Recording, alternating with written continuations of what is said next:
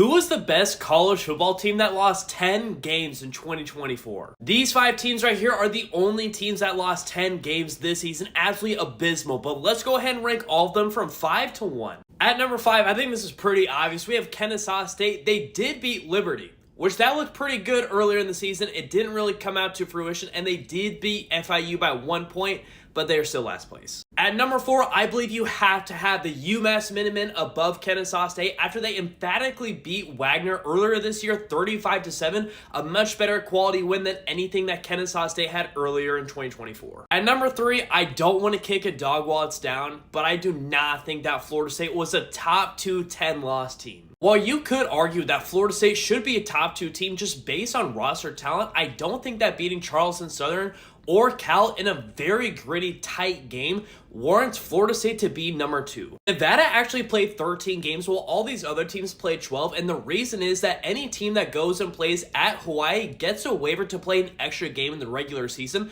So Nevada actually wound up with 3 wins, even though that they have 10 losses. So I think the fact that they have one more win over Florida State warrants them to be number 2. And if you really want to split hairs in this debate, I think a win over Oregon State is a better win than Florida State's win over Cal. At number 1, I think it's very clear that Mississippi State was the best 10-loss team of the 2024 regular season. They had many games where their high-profile offense kept them in, including Arizona State, Georgia, and Texas A&M, and I think it is clear that they are better than all 4 of these teams right here. If you want me to do all the 11-loss teams next, make sure you comment and follow so I know that's something that you guys want to see.